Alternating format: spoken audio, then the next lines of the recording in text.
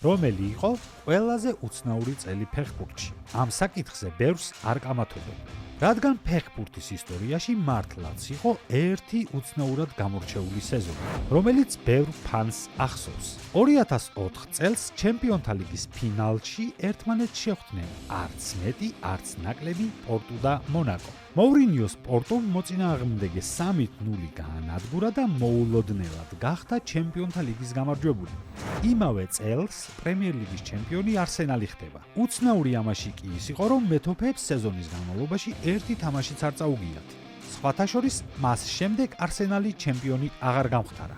იმავე სეზონში ესპანეთის ჩემპიონი ხდება არა რეალი ან ბარსელონა, არამედ ვალენსია. და ზემოდან უეფას თასსაც იგებს. არადა რეალში იმ დროს თამაშობდნენ რაული, ზიდანი, რონალდო, ფენომენო, ფიგუ და კარლოსი. და ბარსაში ჩავი, პუიოლი, რონალდინიო, ლუის ენრიკე და ედგარ დავიდსი. 2004 წლის უცნაურობა აქ არ დასრულებულა. ბუნდესლიგის ჩემპიონი ხდება, იცით რომელი გუნდი? ბრემენის ვერდერი. გერმანიის თასსაც ამ სეზონში ვერდერი იგებს. მართლა სასწაული წელი იყო, თუმცა მთავარი უცნაურობა თურმე წინ გველოდა. იმავე წლის ზაფხულში ევროპის ჩემპიონატის ფინალში საბერძნეთის ნაკრები ამარცხებს მასპინძელ პორტუგალიას და ევროპის ჩემპიონი ხდება. საბერძნეთის ნაკრები, წარმოიდგინეთ. თუ მოგწონს ასეთი ვიდეოები, გამოიწერე ჩვენი არხი.